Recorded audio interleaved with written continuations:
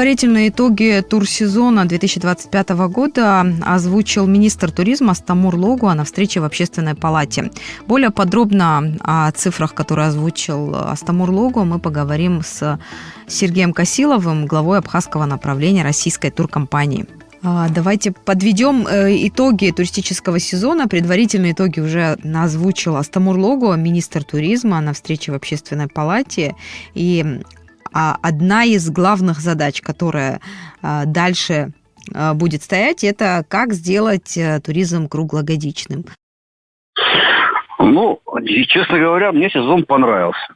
То есть, несмотря на то, что он был сложным, непонятным, меняющимся, было очень много разных хороших новостей и плохих новостей, и все менялось то в одну, то в другую сторону.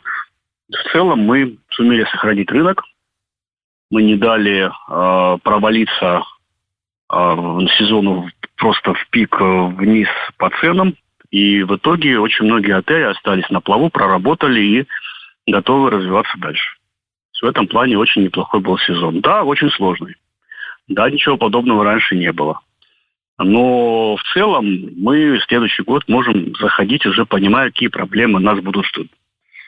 Если выделить все-таки главную проблему, которую придется решать в следующем сезоне? Главная проблема – это нехватка туристов для того рынка, который сейчас в Абхазии вырос. То есть на приемкости 2 миллиона 100, 2 миллиона 200 койко-мест в Абхазию заезжают на долгое пребывание порядка 1 300 000, 1 400 000 за сезон. То есть 700-800 койко-мест, 1000 койко-мест остаются невостребованными. И поэтому идет провалы в начале сезона, в мае, в июне. И в конце, сейчас тоже в октябре идет провал. Но вот если с этим начать бороться, если начать всеми силами, всеми средствами туристов в Абхазию завлекать и не, скажем так, не дать им утечь обратно в Анапу, которая откроется в следующем году, и постараться сделать какие-то выводы по поводу введения детских загранпаспортов, заранее об этом предупредив туристов, то, наверное, есть возможность как-то турпоток увеличить. Вот на Общественной палате, на которой выступал Астамур Логуа, на встрече, он также говорил о создании единого реестра отелей Абхазии. Это такая возможность, которая позволит защитить туристов от мошенников. И он тоже назвал это одним из пунктов дорожной карты вообще развития туризма, разработанной Абхазией и Россией. Хороший вариант и хорошая история связана с подобными реестрами. То есть это действительно поможет уберечь туристов от тех сайтов-мошенников, которые появлялись в этом году и в предыдущие годы, когда люди приезжали, платили деньги, а по факту их брони не было, потому что никакого отношения к пансионату, к дому отдыха данный сайт не имел. Чисто мошеннические схемы были. Изощренные, но мошеннические. Поэтому, конечно, единый реестр, который будет дублироваться на сайте Минтуризма, например, то, конечно, он поможет людям понять, существует ли данный объект, какие у него координаты, какие телефоны, какие контакты, и как проверить свою бронь. То есть они смогут хотя бы связаться с отелем и свою бронь проверить. Это, конечно, хорошо. Но в целом это такое благое дело, которое в общий имидж Абхазии может приподнять. В общем, шаг за шагом пытаются идти вперед, и еще одна из попыток занять определенную нишу. Вот вы говорите о конкуренции, которая у нас уже есть, она достаточно жесткая и может быть еще жестче. И мы должны стремиться, помимо того, что качество услуги, но и определенную нишу, какую-то свою уникальную. И вот проект по развитию сельского туризма, он тоже является одним из приоритетных направлений, который может быть конкурентоспособным, да, и с теми же курортами юга России в этом плане мы можем конкурировать. Как вы к этому относитесь? Мне, честно говоря, кажется, что надо все-таки идти пока не по пути уникальности, хотя это тоже нужно развивать, потому что захватив какой-то определенный небольшой сегмент туриста, мы не добьемся массовости. Я бы пока все-таки, наверное, говорил о развитии тех хороших качеств, которые в Абхазии начали развиваться последние несколько лет. То есть стал появляться недорогой, хороший семейный отдых пляжный, который позволял выигрывать конкуренцию за счет цены. Он был дешевле, чем сочинский отдых. И Абхазия пошла по этому пути, она начала развиваться, начала включать все новые и новые объекты размещения, объекты инфраструктуры в этот рынок пляжного семейного туризма. Но, к сожалению, внешние причины, которые способствовали на ранних этапах этому, они потом же его немножечко и притормозили, и, к сожалению, возможно, что и обратят вспять. Но если вернуться к развитию этого отдыха, то есть шанс, что мы и турпоток нарастим, что мы вернем вектор развития Абхазии, и будет в этом плане гораздо более, на мой взгляд, будет более эффективно, чем сейчас тратить все силы на развитие одной какой-то отрасли, которая могла бы подключить небольшой сегмент заинтересованных туристов. Вы сказали внешние факторы. Давайте напомним нашим слушателям, о чем мы говорим, потому что мы неоднократно, в беседах говорили там о спаде сезона, о том, какие факторы на это влияют, но, может, кто-то из слушателей пропустил наши предыдущие программы, поэтому хотелось бы им напомнить. Это большая история, это долгая история. Она связана с тем, что после ковида Абхазия сделалась направлением, которое одно из первых начала открывать двери и принимать туристов. И для российского туриста Абхазия стала направлением, которое во многом заменило закрытые другие направления. И в том числе зарубежным направлением. И по цене, и по общему уровню услуг, и по расстояниям по логистике. И на этом фоне произошел рост. То есть начали активно строиться отели, появляться все новые и новые объекты размещения. Не всегда они были построены корректно, разумно, именно для своего региона. И это вылилось в то, что сейчас огромное количество именно номерного фонда, которое по итогу не задействовано. И туристов не хватает. При этом туристов больше не становится, потому что та экономика, которая повлияла на выбор Абхазии после ковида для российских туристов, эта же экономика сейчас, она и в целом делает менее доступным любой туризм. То есть сейчас мы находимся, Россия, я имею в виду, находится в условиях санкций, все дорожает, уровень жизни падает, и покупательная способность людей, она снижается. Поэтому в целом туризм, он ослабевает, и в том числе в Абхазии. То есть в этом году помимо Абхазии просел Сочи, просел Краснодарский край. Про Крым я молчу, потому что много лет находится в изоляции. Сейчас в этом году, кстати, он чуть подрос за счет оттока из Анапы людей. Но в целом, с каждым годом, чем дальше будет вестись СВО, тем сложнее и дороже будет стоить отдых для наших туристов.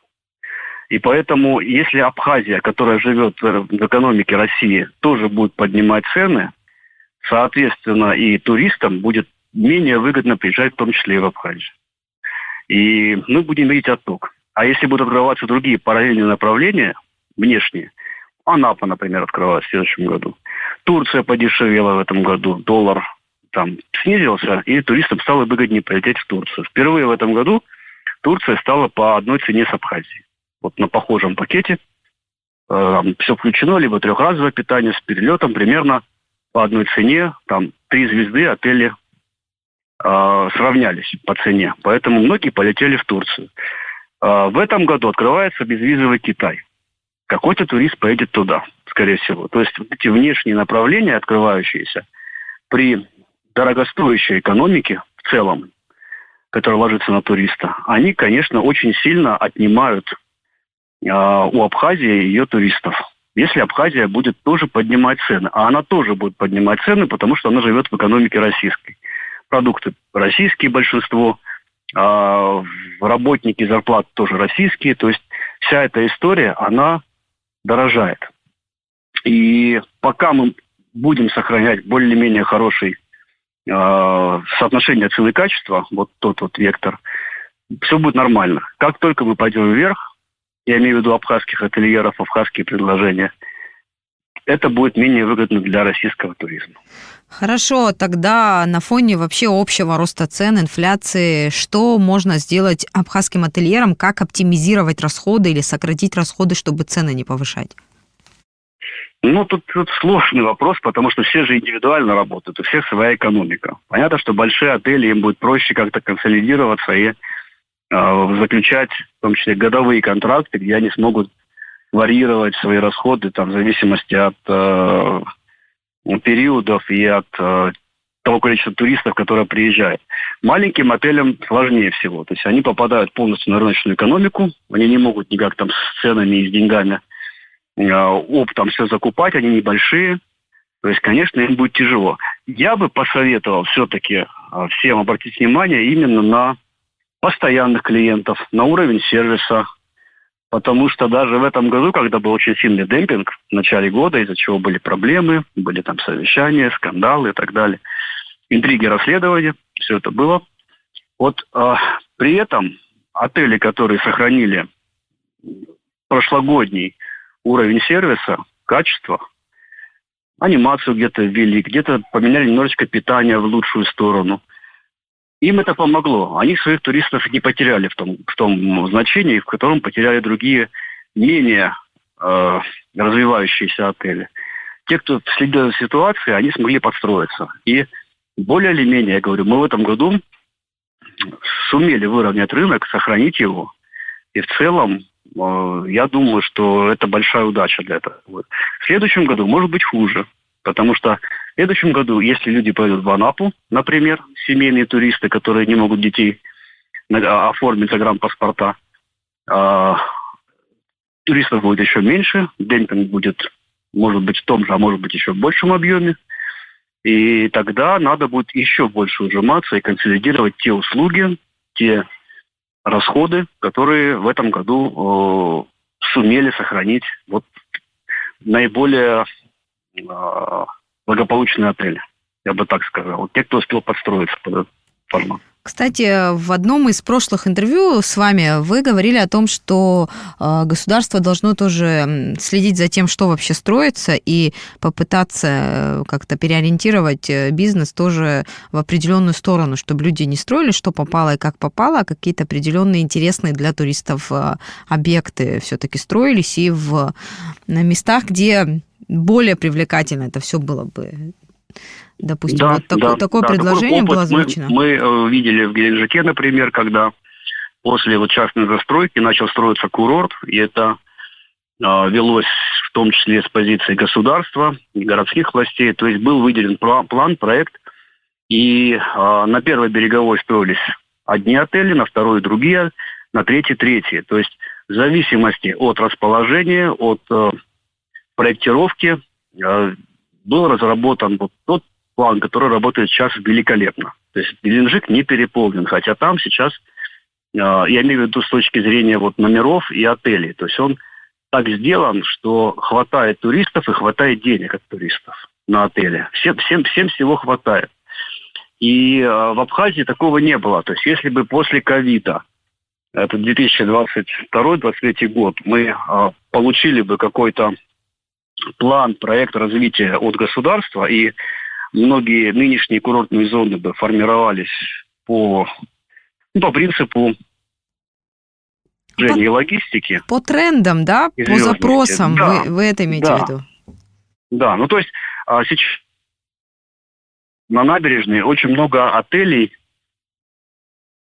которые не соответствуют и образу, но при этом они еще не достроились, потому что на частные деньги люди не успели достроиться, кризис и другое, проектов не было, планов не было, какое-то обязательство перед государством тоже не было. То есть они не обязаны достраивать. В итоге половина набережной, стройки стоит. Плохо, некрасиво, теряется весь формат. То же самое там Сухум, за Сухумом тоже начали строить, не достроили. Потому что не рассчитали силы, потому что изначально не посмотрели, не подумали, корректно не спроектировали. И такого много. И из-за этого вроде бы много чего строится, а в итоге работает не то, что нужно. и от этого страдают курорты. И интересно тоже, вот в наших интервью один из наших экспертов говорит о том, что вот и у него небольшой объект, который вдали от побережья, ближе к горной местности, а вот у его друзей на побережье, а у меня загрузка лучше, чем те, кто построил отель на побережье. Вот, говорит, у меня нет проблем с загрузкой, говорит, у меня 100% загрузка, отель небольшой, и желающих всегда хватает. Вот такой как бы интересный пример. Я не знаю ситуацию такую, потому что надо смотреть, что он имеет в виду под хорошей загрузкой. Если он загружен там 60 дней летом, и ему хватает, он считает это хорошим вариантом, то, конечно, да. Летний сезон он имеет в виду. Если считать сезон с 1 мая по 31 октября, очень мало отелей, которые даже очень успешных, загружены полностью в этот период. Я таких отелей не знаю, честно говоря. Даже самых известных, даже самых популярных. И в Абхазии, и не только в Абхазии.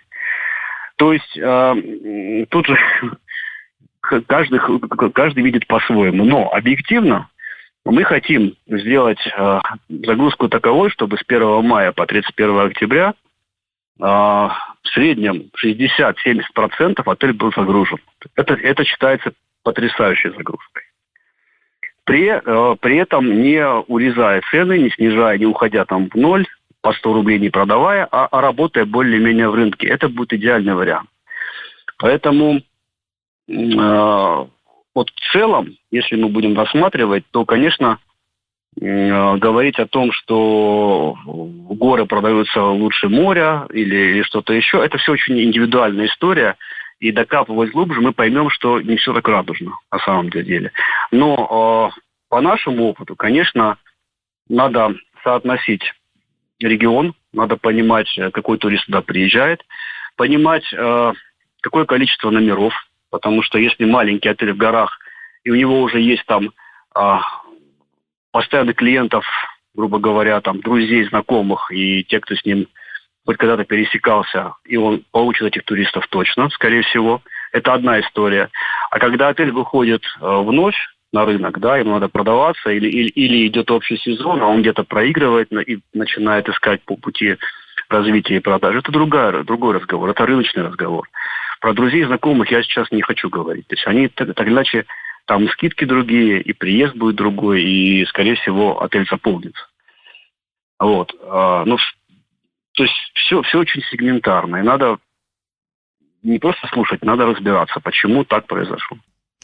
Возвращаясь к итогам сезона, да, которые были озвучены, предварительные итоги, которые озвучил министр туризма в Общественной палате, он тоже сказал о том, какие планы вообще у Абхазии. К 2030 году республика планирует принимать до 5 миллионов туристов в год. Как вам такой прогноз? Позитивный, безусловно. Сейчас насколько реалистичен и возможен такой прогноз вот в условиях, которые мы с вами описали? Давайте посчитаем. По номерному фонду сейчас у нас 2 миллиона 200 койко-мест по сезону. В год примерно по 200, по 300 вот за последние несколько лет добавлялось. То есть, наверное, мы не дотянем до 5 миллионов. Но в целом, может быть, до 3,5-4, если строить постоянно, до 4 можно, думаю, дотянуть. Либо каких-то очень больших инвесторов подключить и построить еще отдельный город рядом с Очимчирой, например. С точки зрения турпотока, это другая история. И хватит ли туристов тогда? Вот здесь, конечно, я сомневаюсь. Потому что, чтобы дойти до уровня Сочи, а вот Сочи принимает как раз порядка 5-6 до 8 миллионов в год, то надо полностью поменять инфраструктуру и рекламу, маркетинг. Потому что, сейчас заработал аэропорт, но мало какие рейсы туда летают. Пока из крупных авиакомпаний мы не видим массовых полетных программ. Их нет. И пока, скорее всего, и не будет. Чартеры могут быть, но чартеры – это история одного туроператора, который не распространяется на общий турпоток. То есть люди так просто пойти купить билеты не всегда могут. Поэтому, если сейчас считать миграционный наш поток абхазский, туристический, в районе там 1-1,5 миллиона. И то наращивать его придется очень сложными, большими темпами. Не знаю, весь бюджет республиканский придется бросить именно сюда для этого. Тогда можно, я думаю, выйти будет на 3 миллиона. Либо строить действительно горнолыжный комплекс, санатории, делать еще одну Красную Поляну в Абхазии, делать еще один стадион. Ну, то есть то, что сделали в Олимпийскую стройку, сделать также в Абхазии. Как вариант. И сложно это все представить в такой вот ближайшей перспективе. И финансовые вложения, которые были, да, израсходованы на строительство объектов в Сочи, да, к Олимпиаде, это, конечно, сложно представить к 2030 году все эти объекты в Абхазии, но также было сложно представить, что аэропорт заработает у нас. Вот. Много было скептиков. Это так. Но аэропорт, к сожалению, как показывает этот год, он не вызывает интереса у авиакомпаний, у российских. И когда эта ситуация, если она поменяется, с учетом сейчас открывшегося Краснодарского аэропорта, который сейчас уже перевлек к себе туристов из Сочи, и рейсы из Сочи и так далее, да, то есть с развитием этого направления перелетов, как будет Сухумский аэропорт работать, не очень понятно. То есть то, что есть такой план, это хорошо. Значит, будут готовиться определенные программы, будут законы подгоняться под это, то есть будет заниматься этим государство. Это хорошо, это хорошая цель. По факту, я пока вот по подсчетам, мне трудно к этой цифре прийти. Получится, будет замечательно. Но последние годы показывают, что либо это будут какие-то очень серьезные инвестиции и проекты строительства, прям, которые будут строить настоящие кластеры туристические, типа там Америтинского парка, что-то такое необходимо для этого. Либо все-таки цифра будет меньше. Ну и последнее, мы все-таки говорим, надо напомнить о предварительных итогах.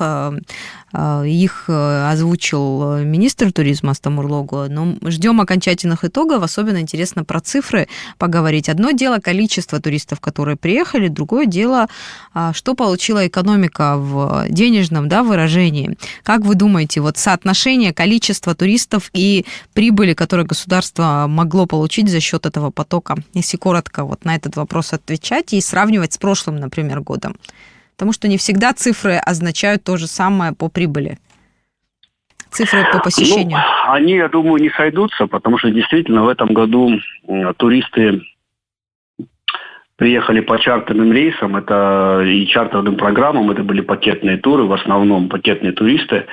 И, наверное, там общая история будет, трат туристов на курортах будет меньше, потому что немножко другой сегмент туриста. Но при этом мы видим, что в общем и целом и отели, то есть эти туристы не были бесплатными для государства. То есть с них в любом случае платились налоги за каждого. То есть загрузив и получив этих гарантированных туристов, Абхазия гарантированно получила свои налоги. Я имею в виду государство. В большем степени это были, скажем так, вот белая сфера туристов, не из частного сектора, который, мы знаем, не всегда бывает, попадает под налоговую нагрузку. Здесь налоги шли за каждого туриста. Это я точно вам говорю. Здесь как бы в этом плане Абхазия получила более емкие цифры и точные, чем это обычно.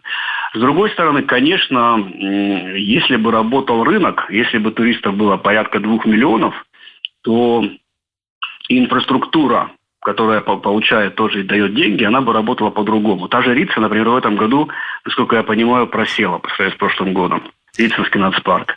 Есть, да, цифры по снижению. Сергей, если можно, вот мы к завершению движемся. Но в целом понятно, что да, немного не будут совпадать цифры по прибыли, по посещению, если сравнивать с прошлым годом. То есть меньше, получается, страна заработала, если я правильно понимаю, на том же количестве туристов. Не на том же, на большем. Заехала в этом году чуть побольше, чем в том году, да. Но при этом прибыль на уровне или даже меньше прошлогодних показателей по ожиданиям. Ну, давайте дождемся. И я думаю, когда уже будут полные цифры, мы это поймем. По ожиданиям отелей, наверное, меньше. Вот, в общем,